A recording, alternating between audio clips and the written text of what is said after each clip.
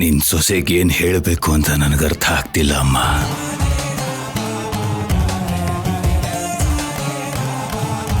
ನನ್ನ ಕಟ್ಟುಪಾಡುಗಳನ್ನು ಅನುಸರಿಸಿಕೊಂಡು ನನ್ನ ಮಗಳ ಹಾಗೆ ಆದ್ಯನ ಕೂಡ ನೋಡ್ಕೋತಾಳೆ ಅಂತ ಅನ್ಕೊಂಡಿದ್ದೆ. ಆದ್ರೆ ಪ್ರೀತಿ ಹೆಸರಲ್ಲಿ ನಮಗೆ ನಮ್ಮ ಮನೆಗಿಷ್ಟು ಅವಮಾನ ಮಾಡ್ತಾಳೆ ಅಂತ ಅನ್ಕೊಂಡಿರ್ಲಿಲ್ಲ. ಅದು ಹಾಗಲ್ಲ ರೀ. ಬಾಯಿ ಮುಚ್ಚು.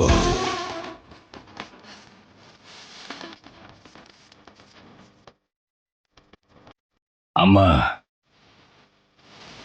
ಆದ್ಯನ ಕರ್ಕೊಂಡ್ ಬಂದಿದ್ದ ದಿನಾನೇ ನನ್ನ ಮಾತನ್ನ ಮೀರಿದ್ಲು.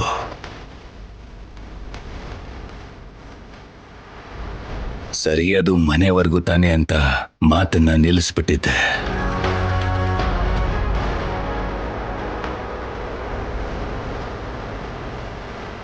ಈಗ ಊರಲ್ಲಿ ಕೂಡ ನನಗ್ ಬೆಲೆ ಇಲ್ದಿರೋ ಹಾಗೆ ಮಾಡಿದಾಳೆ. ಹಾಗಾದ್ರೆ ಈಗ ನಾನು ಪ್ರಾಣ ಬಿಡ್ಲೇಬೇಕಲ್ವಾ?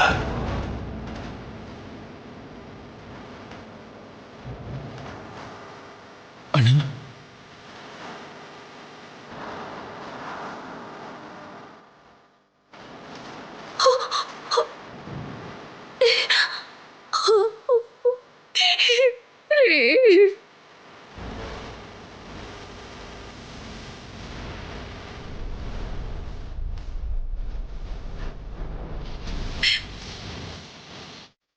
ಹಾಗೆಲ್ಲ ಮಾತಾಡಬೇಡಿ ಅಂದ್ರೆ ನಾನು ಯಾವತ್ತೂ ನಿಮ್ಮ ಬಾಯಿಂದ ಇಂಥ ಮಾತಾಡಿದ್ದನ್ನ ಕೇಳಿರ್ಲಿಲ್ಲ.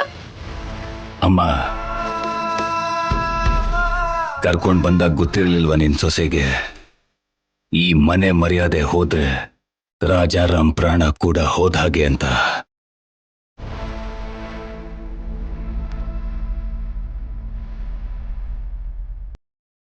ಅವ್ರ ಪ್ರೀತಿನ ಮುಚ್ಚಿಟ್ಟಾಗ ಗೊತ್ತಾಗಿರ್ಲಿಲ್ವಾ ರಾಜಾರಾಮ್ ಅನ್ನೋ ನಾನು ಮರ್ಯಾದೆನೆ ಜೀವನ ಅಂತ ಬದುಕ್ತಾ ಇದ್ದೀನಿ ಅಂತ?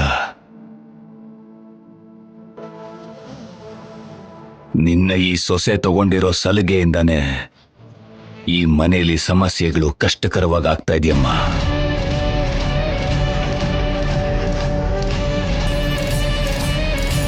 ಆದ್ಯ ವಿಷಯದಲ್ಲಿ ಇವಳಾಡಿದ ಮಾತಿನ ಮೋಡಿಯಿಂದಾನೆ ಮಾತು ತಪ್ಪಬೇಕಾಗಿ ಬಂದಿದೆ.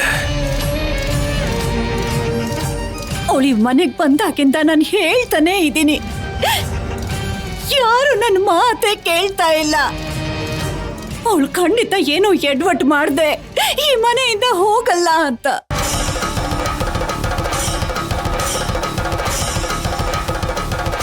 ಆದ್ರೆ ನನ್ನ ಮಗನ್ನೇ ಬುಟ್ಟಿಗೆ ಹಾಕೋತಾಳೆ ಅನ್ಕೊಂಡಿರ್ಲಿಲ್ಲ. ಈಗ ಅನ್ಕೊಂಡ್ರೆ ಯಾವ ಲಾಭನೂ ಇಲ್ಲ ಪದ್ಮ. ನಡಿಬಾರ್ದೆಲ್ಲ ನಡೆದೋಯ್ತು. ಅವಳು ಕಣ್ಮುಂದೆ ಇದ್ದಿದ್ರೆ ಅವಳು ಕತ್ ಹಿಡ್ದು ಆಚೆ ಹಾಕ್ತಿದ್ದೆ. ಅವಳು ನನ್ನ ಮೊಮ್ಮಗನ್ ಕರ್ಕೊಂಡು ದೂರ ಹೋಗ್ಬಿಟ್ಟಿದ್ದಾಳೆ. ಏನ್ ಮಾಡ್ಬೇಕು ಅಂತ ಅರ್ಥನೇ ಆಗ್ತಿಲ್ಲ.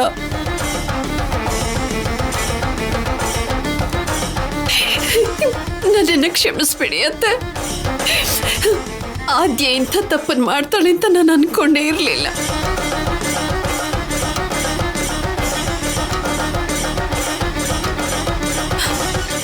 ನನ್ನ ತಂಗಿ ಕೊಟ್ಟ ಮಾತುಗೋಸ್ಕರ ಅವಳಿಗೆ ಆಶ್ರಯ ಕೊಟ್ಟೆ. ಆದ್ರೆ ಆದ್ಯ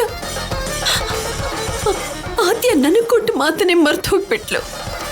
ನಿನಗೆ ಪ್ರೀತಿ ವಿಷಯ ಗೊತ್ತಾದ ದಿನಾನೇ ನೀನು ನನ್ನ ಹತ್ರ ಬಂದು ಹೇಳಿದ್ದಿದ್ರೆ ಪರಿಸ್ಥಿತಿ ಇಲ್ಲಿವರೆಗೂ ಬರ್ತಾನೆ ಇರಲಿಲ್ಲ.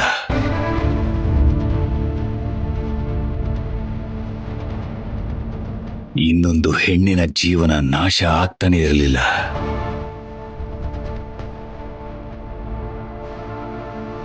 ಈಗ ನನಗೆ ಯಾವ ದಾರಿನೂ ತೋಚ್ತಾನೆ ಇಲ್ಲ. ಎಲ್ಲ ದಾರಿನೂ ತಮ್ಮ ಕೈಯಾರೆ ಮುಚ್ಚಿಬಿಟ್ಟಿದ್ದಾರೆ ನನಗೆ.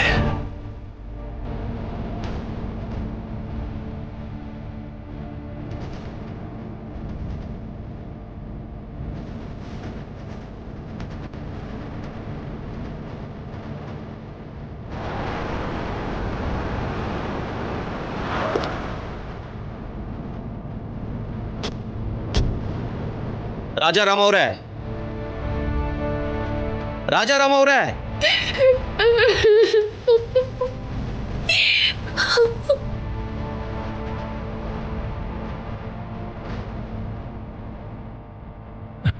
ಭಾವನವ್ರೆ, ಬೀಗರು ಬರ್ತಾ ಇದ್ದಾರೆ.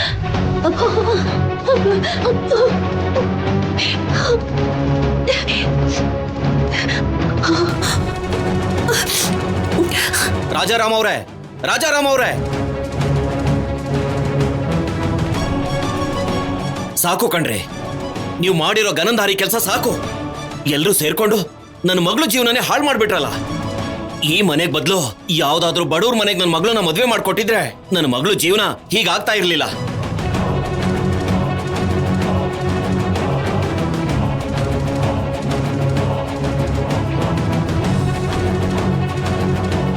ನಮ್ಮ ಮಗಳು ಈ ಮನೆಗೆ ಸೊಸೆ ಆಗೋದು ನಮ್ಮ ಅದೃಷ್ಟ ಅನ್ಕೊಂಡಿದ್ವಿ, ಆದ್ರೆ ಇಂಥ ದುರಾದೃಷ್ಟ ಅನ್ಕೊಂಡಿರ್ಲಿಲ್ಲ.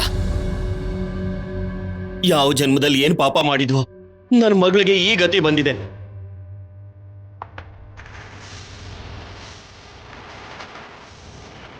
ನೀವು ದೊಡ್ಡವರು, ಊರ್ಗ್ ಒಳ್ಳೇದ್ ಮಾಡ್ತೀರಾ ಅಂತ ಕೇಳಿದ್ದೆ. ಎಲ್ಲೋಯ್ತ್ರಿ ನಿಮ್ ದೊಡ್ಡತನ? ಚಲಪತಿ ಅವ್ರೆ, ಸ್ವಲ್ಪ ನೋಡ್ಕೊಂಡು ಮಾತಾಡಿ. ಏನ್ರಿ ಮಾತಾಡ್ದೆ? ಅಂತದ್ದೇನ್ ಮಾತಾಡ್ದೆ ನಾನು? ನನ್ನ ಸ್ಥಾನದಲ್ಲಿ ನಿಮ್ಮ ಅಣ್ಣ ಇದ್ರೆ ಏನ್ ಮಾಡ್ತಿದ್ರು? ಅವ್ರಿಗೂ ಕೂಡ ಒಬ್ಳು ಮಗಳಿದ್ದಾಳೆ ಅಲ್ವಾ?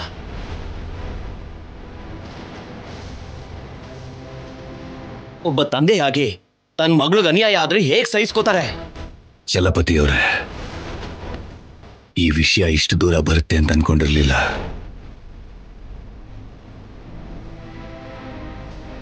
ಅವನು ಅವಸರ ಪಟ್ರು ಅವಳು ಅವಸರ ಪಡಲ್ಲ ಅಂತ ಅನ್ಕೊಂಡಿದ್ದೆ. ಆದ್ರೆ ಅವರಿಬ್ರು ಸೇರಿ ಮದ್ವೆ ಮಾಡ್ಕೋತಿದ್ದಾರೆ ಅಂತ ಗೊತ್ತಾದ್ಮೇಲೆ ಏನ್ ಮಾಡ್ಬೇಕು ಅಂತ ನನಗೂ ಕೂಡ ಅರ್ಥ ಆಗ್ತಿಲ್ಲ. ಏನು, ಈ ವಿಷಯದಲ್ಲಿ ನೀವ್ ಕೂಡ ಏನು ಮಾಡೋಕ್ಕಾಗಲ್ವಾ? ಈ ಊರ್ಗೆ, ಈ ಮನೆಗೆ ದೊಡ್ಡೋರಂದ್ರೆ ನೀವೇ ಅಲ್ವಾ? ಈ ಊರಲ್ಲಿ ಮದ್ವೆ ನಡಿಬೇಕು ಅಂದ್ರು ನಿಮ್ ಆಶೀರ್ವಾದ ಇರ್ಬೇಕಂತಲ್ವಾ? ಈ ಊರಲ್ಲಿ ಏನೇ ತಪ್ಪು ನಡೆದ್ರು ನೀವೇ ನ್ಯಾಯ ಹೇಳ್ತೀರಾ. ಇವಾಗ ನಿಮ್ ಮನೇಲಿ ನನ್ ಮಗಳಿಗೆ ಅನ್ಯಾಯ ಆಗಿದೆ, ಹೇಳಿ ಏನ್ ಹೇಳ್ತೀರಾ?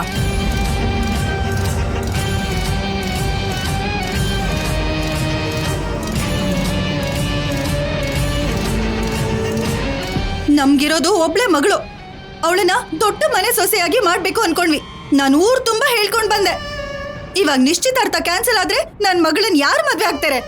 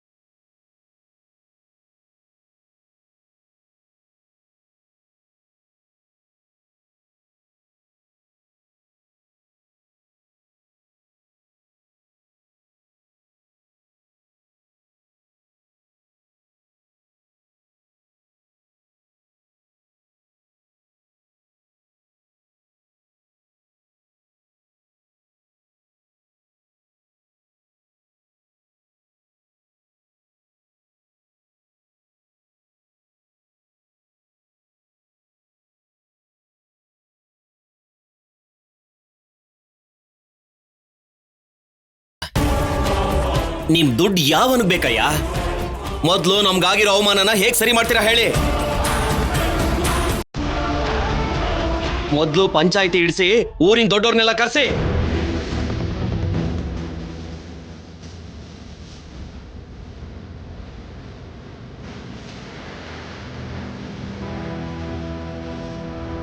ನನ್ನ ಮಗಳಿಗಾಗಿರೋ ಅನ್ಯಾಯಕ್ಕೆ ಈ ರಾಜಾರಾಮ್ ಅವ್ರು ಏನ್ ಮಾಡ್ತಾರೋ, ಊರಿನ ದೊಡ್ಡವರು ಏನ್ ಹೇಳ್ತಾರೋ ನಾನು ನೋಡ್ತೀನಿ.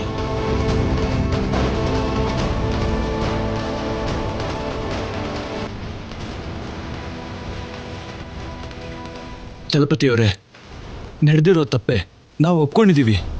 ಆದ್ರೆ ಇದನ್ನ ಪಂಚಾಯತಿವರೆಗೂ ಯಾಕೆ ತಗೊಂಡು ಹೋಗ್ಬೇಕು? ಏನಾದ್ರೂ ಇದ್ರೆ ಇಲ್ಲೇ ಮಾತಾಡಿ. ಈ ಊರಲ್ಲಿ ಯಾರೇ ತಪ್ಪು ಮಾಡಿದ್ರು ಶಿಕ್ಷೆ ಒಂದೇ ತರ ಇರುತ್ತೆ. ನನ್ನ ಮಗಳಿಗೆ ಇಲ್ದೇ ಇರೋ ಆಸೆನೆಲ್ಲ ಹುಡ್ಸಿ ನೀವೆಲ್ಲ ಮೋಸ ಮಾಡಿದ್ರಿ.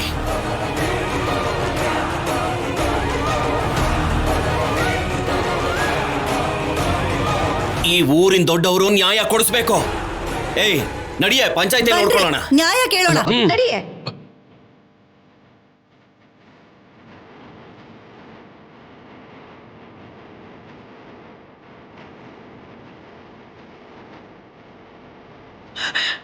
ಮುಗೀತು, ಎಲ್ಲ ಮುಗೀತು. 70 ವರ್ಷದ ನನ್ನ ಜೀವನದಲ್ಲಿ ನಮ್ಮ ಮರ್ಯಾದೆ ಹೋಗತ್ತೆ ಅಂತ ಅಂದ್ಕೊಂಡೇ ಇರಲಿಲ್ಲ.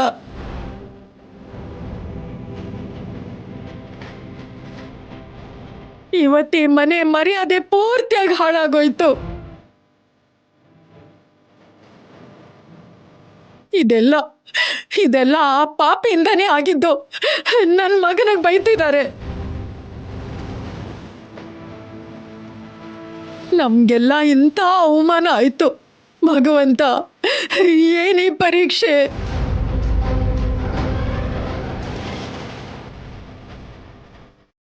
ನಮ್ಗಿಷ್ಟು ನೋವು ಕೊಡೋ ಬದಲು ನಮ್ಮ ಪ್ರಾಣನ ತಗೊಳಪ್ಪ, ನಮ್ಮ ಪ್ರಾಣ ತಗೊಂಬಿಡು.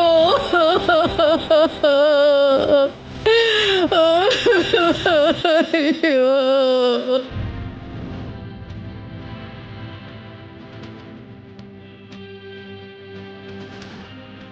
ಬೇಗ ಮುಗಿಸೆ, ಮುಹೂರ್ತಕ್ಕೆ ಸಮಯ ಮೀರಿ ಹೋಗ್ತಾ ಇದೆ. ಆಗೋಯ್ತ್ರಿ.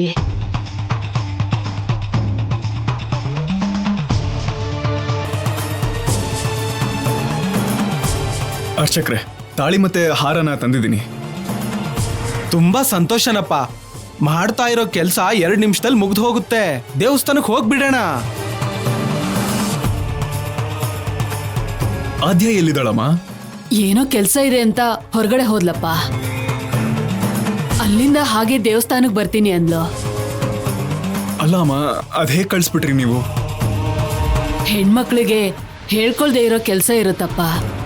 ನೀನೇನು ಯೋಚನೆ ಮಾಡ್ಬೇಡ. ಹೂವಿನ ಹಾರ ತಂದಿದ್ಯಲ್ಲ, ಅದನ್ನ ಇಲ್ಲಿ ಇಟ್ಬಿಟ್ಟು ನೀನ್ ಹೋಗಿ ರೆಡಿ ಆಗೋಗು. ತಾಳಿ ಕೂಡ ತಗೊಂಡ್ ಬಂದಿದ್ದೀನಮ್ಮ. ಮದ್ವೆ ಹೆಣ್ಣೆ ಇಲ್ಲ ಅಂದ್ಮೇಲೆ ಮದ್ವೆ ಹೇಗ್ ನಡೆಯುತ್ತೆ ಹೇಳಿ? ಈಗ ನಾನು ರೆಡಿ ಆದ್ರೂ ಉಪಯೋಗ ಇಲ್ಲ ಅಲ್ವಾ? ಇನ್ನೇನು ಬಂದ್ಬಿಡ್ತೀನಿ ಅಂದ್ಲು ಕಣಪ್ಪ. ನೋಡಿ, ಅದು ಹಾಗಲ್ಲ.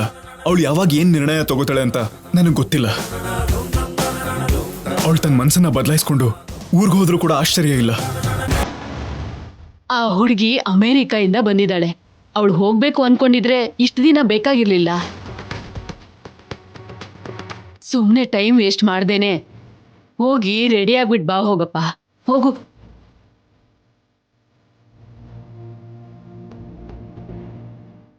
ಹೋಗಪ್ಪ. ಹುಡುಗ ಜಾಸ್ತಿ ತಲೆ ಕೆಡ್ಸ್ಕೊಂಡ್ಬಿಟ್ಟಿದಾನೆ.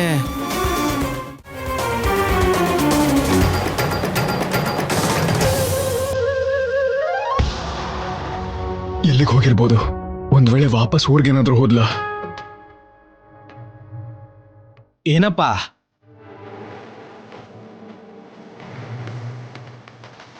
ಅಮ್ಮ, ಅವಳು ಹೋಗಿ ತುಂಬಾ ಹೊತ್ತಾಯ್ತು. ಇಷ್ಟೊತ್ತಾದ್ರೂ ಬಂದಿಲ್ಲ. ಸ್ವಲ್ಪ ಹೊತ್ತಲ್ಲಿ ಮದುವೆ ಇಟ್ಕೊಂಡು ಈ ತರ ಹೊರಗಡೆ ಹೋಗೋದು ಸರಿನಾ ಅಮ್ಮ? ನನ್ಗೆ ಯಾಕೋ ಟೆನ್ಷನ್ ಆಗ್ತಾ ಇದೆ. ಅಷ್ಟಕ್ಕೂ ಗೊತ್ತಿಲ್ದಿರೋ ಊರಲ್ಲಿ ಅವಳಿಗೇನ್ ಕೆಲಸ ಇರುತ್ತೆ? ನಿನ್ಮೇಲಿರೋ ನಂಬಿಕೆಯಿಂದ ಇಷ್ಟು ದೂರ ಬಂದಿದ್ದಾಳಪ್ಪ. ಈಗ ಯಾಕೆ ಹಿಂದೇಟ್ ಹಾಕ್ತಾಳೆ? ನಿನ್ ಜೊತೆ 7 ಹೆಜ್ಜೆ ಹಾಕ್ತಾಳೆ ಅಂತ ನಂಬಿಕೆ ಇಡಪ್ಪ. ನಡಿಯಪ್ಪ, ಹೋಗೋಣ. ನಡಿ, ಹೋಗೋಣ. ಅವಳು ದೇವಸ್ಥಾನಕ್ಕೆ ಬರ್ತೀನಿ ಅಂತ ಹೇಳಿದಾಳೆ. ನಡಿ.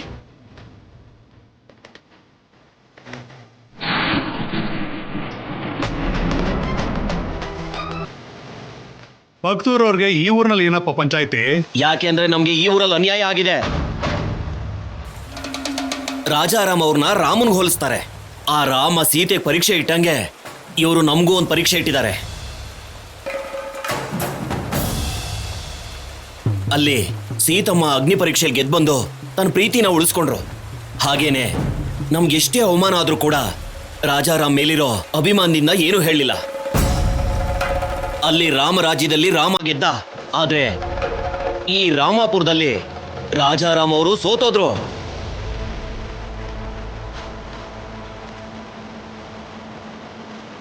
ತಾವು ಕೊಟ್ಟ ಮಾತನ್ನ ಉಳಿಸ್ಕೊಳಕ್ಕಾಗ್ಲಿಲ್ಲ ಅಂತ ಕೈ ಚೆಲ್ಲಿ ಸುಮ್ಮನಾಗ್ಬಿಟ್ಟಿದ್ದಾರೆ. ಏನ್ರಿ ಮಾತಾಡ್ತಾ ಇರೋದು? ರಾಜಾರಾಮ್ ಅವರು ಮಾತು ಕೊಟ್ಟಿದ್ದಾರೆ ಅಂದ್ರೆ ಪ್ರಾಣನ ಪಣಕ್ಕಿಟ್ಟಾದ್ರೂ ಆ ಮಾತನ್ನ ಉಳಿಸ್ಕೋತಾರೆ. ನಾವು ಆ ಮಾತನ್ನ ಗೌರವಿಸೆ ನಮ್ಮ ಮಗಳನ್ನ ಕೊಡ್ಬೇಕು ಅನ್ಕೊಂಡ್ವಿ. ನಿಶ್ಚಿತಾರ್ಥ ಕೂಡ ಮಾಡಿದ್ವಿ. ಇವಾಗ ಆ ಅವಕಾಶ ಕೈಮೀರಿ ಹೋಗಿದೆ. ನನ್ನ ಕ್ಷಮಿಸಿ ಅಂತಿದ್ದಾರೆ.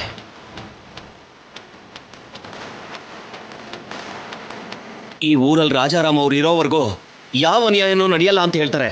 ಆದ್ರೆ ಆ ಮನೇಲೆ ಅನ್ಯಾಯ ನಡೆಯುತ್ತೆ ಅಂತ ಯಾರು ತಾನೇ ಅನ್ಕೊಂಡಿದ್ರು ಹೇಳಿ? ಅಂದ್ರೆ ನೀವು ತೀರ್ಪು ಹೇಳಬೇಕಾಗಿರೋದು ರಾಜಾರಾಮ್ ಅವ್ರಿಗ. ನೋಡಿ, ಇಲ್ಲಿವರೆಗೂ ಈ ಊರಲ್ಲಿ ಕೋರ್ಟು ಪೊಲೀಸ್ ಸ್ಟೇಷನ್ನು ಇಲ್ಲ ಅಂದ್ರೆ ಅದಕ್ಕೆ ಕಾರಣ ರಾಜಾರಾಮ್ ಅವರು. ನಾವೆಲ್ಲರೂ ಯಾವುದೇ ಜಗಳ ಇಲ್ದೇನೆ ಒಂದೇ ತಾಯಿ ಮಕ್ಕಳಾಗೆ ಒಟ್ಟಿಗೆ ಇದ್ದೀವಿ ಅಂದ್ರೆ ಅದಕ್ಕೆ ಕಾರಣ ರಾಜಾರಾಮ್ ಅವರು.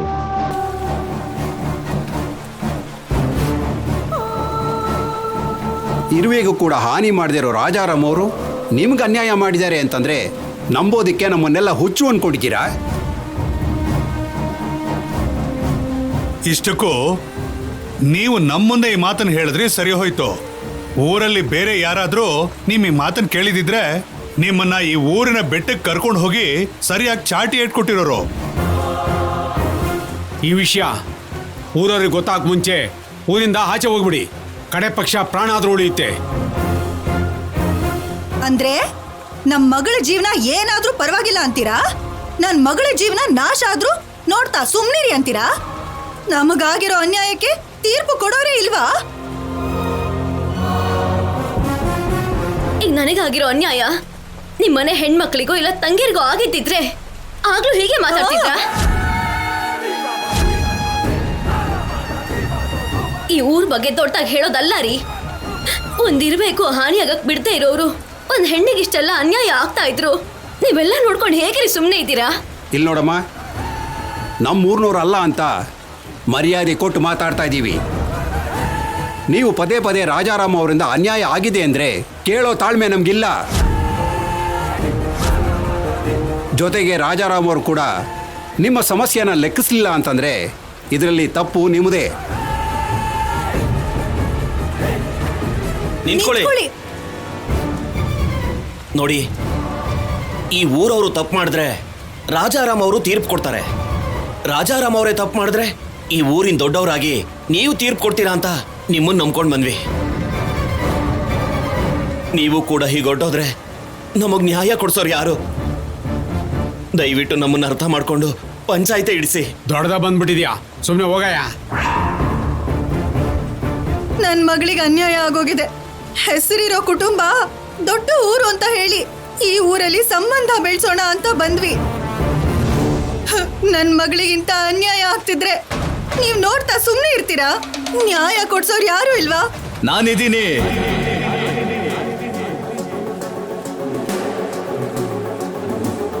ನೋಡು ವೀರಭದ್ರ, ಎಲ್ಲರ ಮನೆ ದೋಸೆನೋ ತೂತು ಅಂತ ದೊಡ್ಡೋರು ಹೇಳ್ತಾರೆ. ನೀನು ನಿನ್ನ ಮನೇಲಿ ಇರೋ ಒಬ್ಬ ಮಗನ್ನೇ ಸರಿಯಾಗಿ ನೋಡ್ಕೊಳಕ್ಕಾಗ್ಲಿಲ್ಲ. ರಾಜಾರಾಮ್ ಅವ್ರಿಗೆ ಏನ್ ತೀರ್ಪು ಕೊಡ್ತೀಯ? ಯಾಕೆ ನಿನ್ನ ಪ್ರಾಣದ ಮೇಲೆ ನಿನಗೆ ಆಸೆ ಇಲ್ವಾ? ಪ್ರಾಣದ ಮೇಲೆ ಆಸೆ ಇದೆ. ಈ ಊರಲ್ಲಿ ಯಾರೇ ತಪ್ಪು ಮಾಡಿದ್ರು ಶಿಕ್ಷೆ ಆಗತ್ತೇನೋ ನಂಬಿಕೆನೂ ಇದೆ. ಅವ್ರಿಗೇನೋ ಅನ್ಯಾಯ ಆಗಿದೆ ಅಂತಿದ್ದೀರಲ್ಲ, ಪಂಚಾಯಿತಿ ಮಾಡಿಸಿ. ಆ ಅನ್ಯಾಯ ಏನು ಅಂತ ತಿಳ್ಕೊಂಡು ತಪ್ಪು ಮಾಡಿದವ್ರಿಗೆ ಶಿಕ್ಷೆ ಕೊಡಿಸಿ.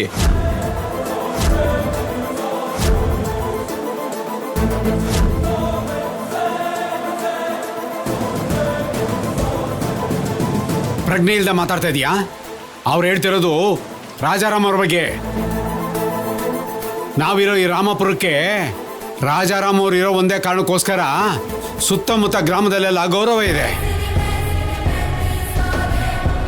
ಅಂತ ಒಳ್ಳೆ ಮನುಷ್ಯ ರಾಜಾರಾಮ್ ಅವ್ರನ್ನ ಪಂಚಾಯತಿ ಕರೆಸಿ ನಿಲ್ಲಿಸಿದ್ರೆ ನಮ್ಮೂರು ಮರ್ಯಾದೆನ ಬೀದಿ ತಂದು ನಿಲ್ಲಿಸ್ದಂಗೆ. ತಪ್ಪು ಮಾಡಿದವರು ಯಾರಾದ್ರೂ ಸರಿ, ಕಾನೂನಿನ ಮುಂದೆ ಕೈ ಕಟ್ಕೊಂಡು ನಿಲ್ಬೇಕು ಅಂತಾರೆ ಅಲ್ವಾ? ಇವಾಗ ರಾಜಾರಾಮ್ ಅವ್ರು ತಪ್ಪು ಮಾಡಿದ್ದಾರೆ ಅಂತ ಕಾನೂನನ್ನೇ ಬದಲಾಯಿಸ್ತೀರಾ? ಹೀಗಿರುವಾಗ ಈ ಊರಲ್ಲಿ ಪಂಚಾಯತಿ ಯಾಕೆ? ಧರ್ಮ ತೀರ್ಪು ಅನ್ನೋ ದೊಡ್ಡ ದೊಡ್ಡ ಮಾತು ಯಾಕೆ? ನಿನಗೆ ಇದಕ್ಕೆ ಮುಂಚೆ ಶಿಕ್ಷೆ ಆಗಿದೆ ಅಂತ ಮನ್ಸಲ್ಲಿ ದ್ವೇಷ ಇಟ್ಕೊಂಡು ಮಾತಾಡ್ತಾ ಇದೀಯಾ?